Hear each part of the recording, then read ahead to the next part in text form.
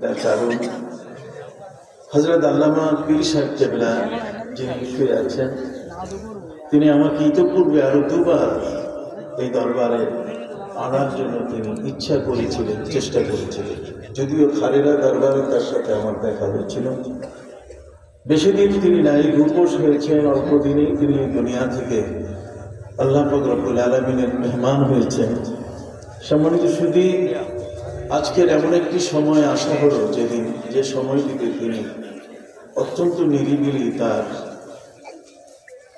তার রওজায় তিনি তার কবরে বসে আমাদের এই আলোচনাগুলো তিনি উপলব্ধি করবেন। আমরা বিশ্বাস করি যে মাটির নিচেও যারা আছেন তারা কথা শুনতে পারেন। না হলে আমাদের প্রিয় নবী সাল্লাল্লাহু আলাইহি ওয়াসাল্লাম কখনো কবরবাসীকে সালাম দিতে বলতেন না।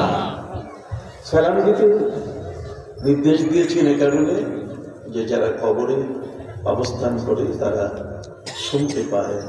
সহিহ বুখারীর হাদিসের মধ্যে এসেছে, হাত্তা ইয়াসমা কারনুল আলাইহি। কোনো সন্তান যদি কোনো বাবার কবরে, কোনো মায়ের কবরের পাশে আসে, তবে সে কবরবাসী মা বাবা সন্তানের মায়ের যে খরম আছে, সেই খরমের আওয়াজ পর্যন্ত তারা শুনতে পায়। অতএব কবরের মধ্যে যারা অবস্থান করছেন তারা একটা বিশাল পরিবার। মাটির উপরে যারা আমরা আছি তারা যেমন একটা বিশাল পরিবার, মাটির নিচে যারা আছি তারাও কি বিশাল পরিবার। এই পরিবারদের সাথে আল্লাহ পাক রব্বুল আলামিন আমাদের যোগাযোগ স্থাপনের মাধ্যম দিয়েছেন তার বিশিষ্ট ফেরেশতাদের মাধ্যমে। এই ফেরেশতারা আমরা যা কিছু বলি, যা কিছু করি, সে কথাগুলো তাদের কাছে তারা পৌঁছায়। নেক আমলের বিষয়গুলো তাদের আমলনামায় দিয়ে তাদের সাথে যোগ করে দেয়। সম্মানিত সুধী, অতএব আজকের এই মাহফিলে তিনি নেই। আমি গুনাহগার, আমি একজন নাখানদার, খুব ছোট একজন মানুষ। এই দরবারে আমাকে আমন্ত্রণ জানানোর জন্যে, আমাকে মাহফিলে দাওয়াত করবার জন্যে আমি সাহেবজাদাবৃন্দ যারা, তাদের প্রতি কৃতজ্ঞতা জ্ঞাপন করছি। সাথে সাথে এই দরবারের সর্বোচ্চ তারাক্কি আল্লাহ পাক রব্বুল আলামিন যেই সিলসিলার সাথে এই দরবারের সম্পর্ক, সেই সিলসিলার পরিপূর্ণ হক আদায়কারী একটি সিলসিলা হিসেবে যেন আল্লাহ কবুল করে নেন। সম্মানিত শুধু মহাগ্রন্থ আল কোরআনের দুটো জায়গা থেকে আমি আপনাদের সামনে তেলাওয়াত করেছি।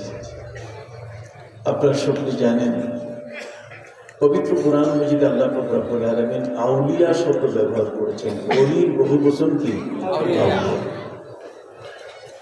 ওলি শব্দটি পবিত্র কোরআনের কোথাও দুশমন হিসেবে ব্যবহৃত হয় নাই।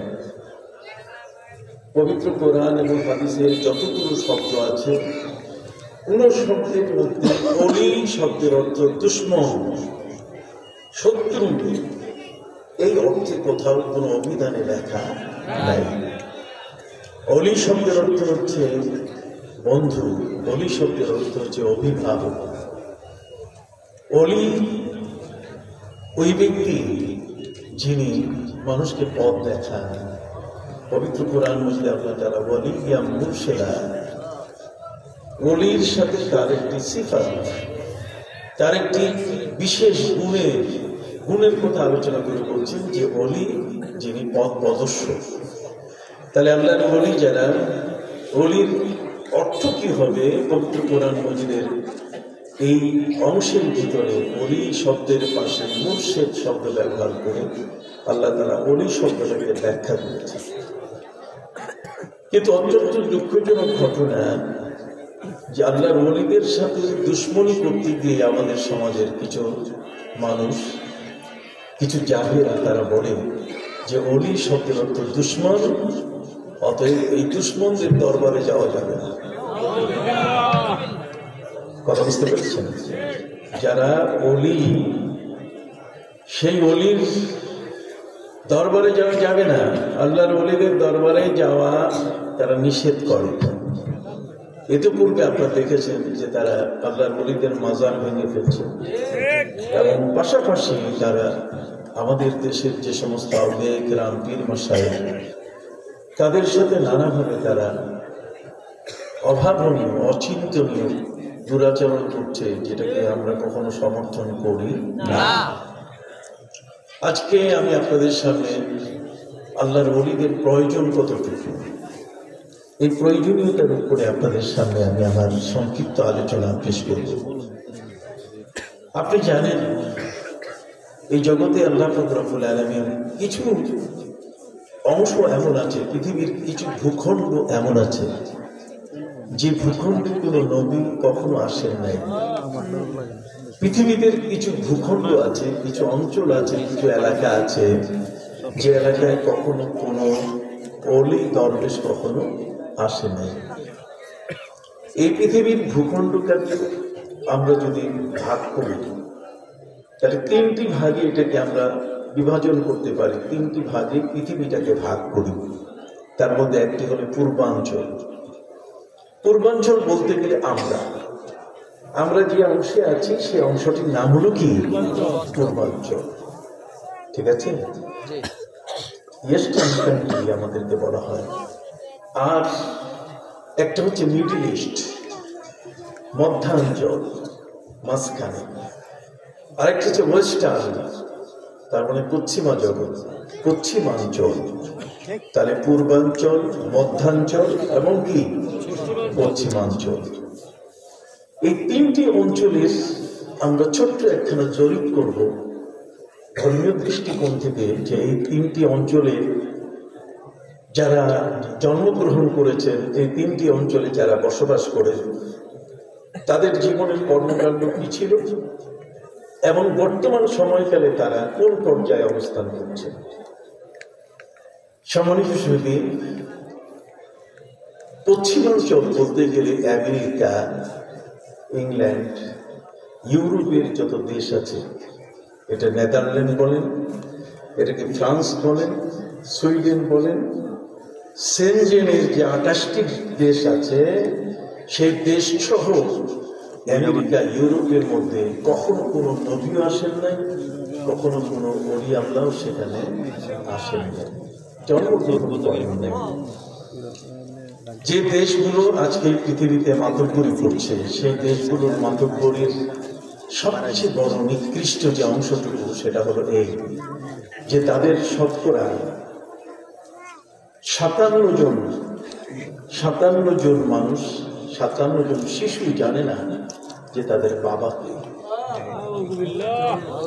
এত বেশি জারজ সন্তানের সেখানে জন্ম হচ্ছে, যেই অঞ্চলে কোনো নবী এবং রসুল, কোনো অলি, কোনো দরবেশ আসে নাই। নবী, রসুল, গাউস, কুতুব, অলি, আউলিয়া, আওতার, আবদাল, আখিয়ার, দরবেশ যে অঞ্চলগুলোতে আসে নাই, সে অঞ্চলের বর্তমান অবস্থা হলো এই যে এখনো সেখানে মানুষ দিনভর রাতভর মদ পান করে, জেনা ব্যভিচার করছে, কোনো বাধা নাই, ফ্রিডম। তার মানে যা ইচ্ছা তাই করছে। রাস্তায় পথে তারা যেমন তাদের জীবনের সবচেয়ে বড় যে জিনিসটা সেটা হলো যে তারা মানুষকে ভালোবাসার চেয়ে তারা কুকুরকে বেশি ভালোবাসে। কুকুরের সাথে তাদের সম্পর্ক সবচেয়ে কি বেশি। ঠিক। অথচ নবী করিম সাল্লাল্লাহু আলাইহি সাল্লাম যখন মদিনা মুনাওয়ারায় গেলেন, তখন তিনি সেখানে দেখতে পেলেন যে মদিনার মানুষেরা সেখানে কুকুরের সাথে এক থালে খাবার দাবার খাচ্ছে। এক প্লেটে এক থালে কুকুরকে সাথে নিয়ে খাবার খাচ্ছে। নবী করিম সাল্লাল্লাহু আলাইহি সাল্লাম দেখলেন যে না, এই কুকুরের সাথে মানুষের এই সখ্যতা, এটা তার চরিত্রকে ধ্বংস করে ফেলবে। এই জন্য আমার রাসূলুল্লাহ সাল্লাল্লাহু আলাইহি সাল্লামকে কাতলিল কিলাব, নবী করিম সাল্লাল্লাহু আলাইহি সাল্লাম নির্দেশ দিলেন যে সমস্ত কুত্তা মেরে ফেলো। এই কুত্তা রাখা যাবে না, কারণ কুত্তার সাথে যদি মানুষের এই এক প্লেটে খাবার সম্পর্ক হয়, এই কুকুর নিয়ে যদি নিজের বিছানায় রাত্রে ঘুমানোর স্বভাবটুকু যদি বিদ্যমান থাকে, তাহলে সেই মানুষটির ঘরে কোনোদিন আল্লাহর রহমতের ফিরিস্তা প্রবেশ করবে না। তিনি আইন করে দিলেন, লা তাদখুলুল মালাইকাতু বাইতান ফীহি সূরাতুন ওয়ালা কালবুন ওয়ালা জুনুবিকুম। এটি একটি আইনি কথা। নবী করিম সাল্লাল্লাহু আলাইহি ওয়াসাল্লাম তিনি বললেন, ওই ঘরে ফিরিস্তা প্রবেশ করবে না। এখানে রহমতের ফিরিস্তা না অন্য কিছু বলা হয়নি। না তাদের হলো মালাইকাতু বাইতান, সেই ঘরে আল্লাহর ফিরিস্তারা প্রবেশ করেন না যেখানে ছবি রয়েছে। বাইতান ফিহি সূরাতুন ওয়ালা কালবুন, যেখানে কুত্তা রয়েছে, যার ঘরে কি আছে? কুত্তা। এই কুকুর কালবে মুআল্লাম না, সাধারণ যে কুকুরগুলো ঘোরাফেরা করে, এই কুকুরগুলো যাদের ঘরে আছে, নবী করিম সাল্লাল্লাহু আলাইহি ওয়াসাল্লাম বলেন সেখানে আল্লাহর ফেরেশতা প্রবেশ করেন না।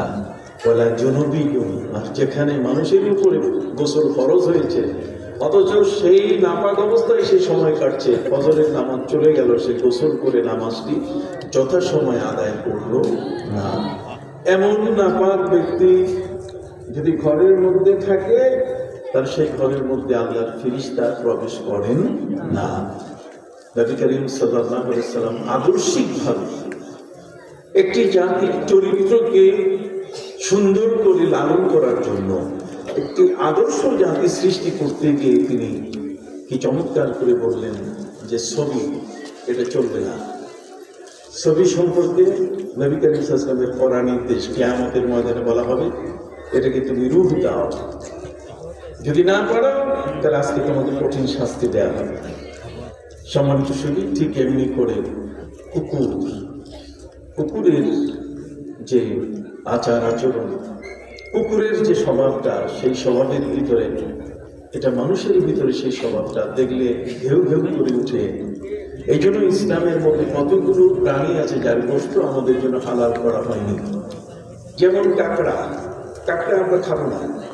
আমাদের দেশের কোনো স্কলার বক্তা, কথা বুঝতে পারছেন, তারা বলেন যে কাঁকড়া খাওয়া যাবে, তারা কাঁকড়াকে হালাল পদ্ধতি বলে দিয়েছেন। কিন্তু আমরা মনে করি আমাদের যারা আসলাফ, আমাদের যারা আকাবির, আমাদের ধর্মীয় গ্রন্থ যা আছে সেই ধর্মীয় গ্রন্থগুলোতে এই কাঁকড়া খাওয়ার কোনো অনুমতি নাই। তার কারণ হচ্ছে যে কাঁকড়া মুনাফিক।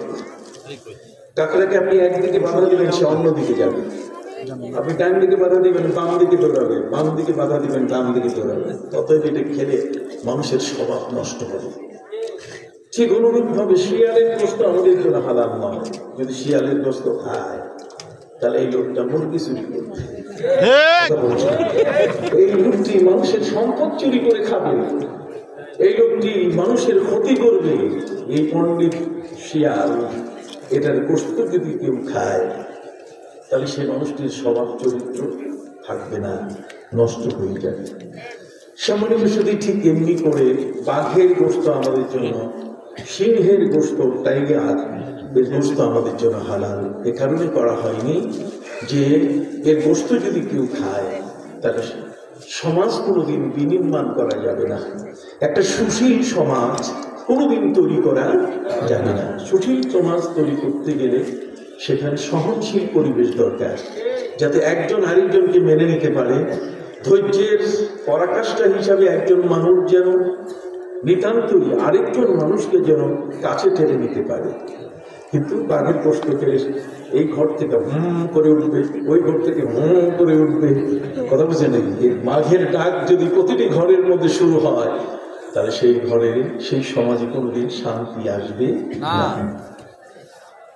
ইসলাম আমাদেরকে হাইওয়ানে মানুষ, আমরা কিন্তু মানুষ শব্দটা হচ্ছে এটা আরবি শব্দ। মানুষ এটা অংশ থেকে এসেছে। অংশ শব্দের অর্থ ভালোবাসা। মানুষ শব্দের অর্থ যার অন্তরের মধ্যে ভালোবাসার পূর্ণতা বিদ্যমান। অতএব যেই প্রাণীগুলোর মধ্যে ভালোবাসা আছে সেই প্রাণীগুলোই আল্লাহ তাআলা আমাদেরকে কি করেছেন? হালাল করে দিয়েছেন। যেই প্রাণীগুলোর মধ্যে কঠিন উশৃঙ্খলতা আছে সেটা আমাদের জন্য তিনি বৈধ করেন নাই। ভাইরা আমার, পৃথিবীর এই তিনটি ভূখণ্ডের মধ্যে একটি ভূখণ্ড হলো আমেরিকা, ইউরোপ। আমেরিকা ইউরোপের মধ্যে সেখানে পুরো নবী এবং রাসূলুল্লাহ আসার কারণে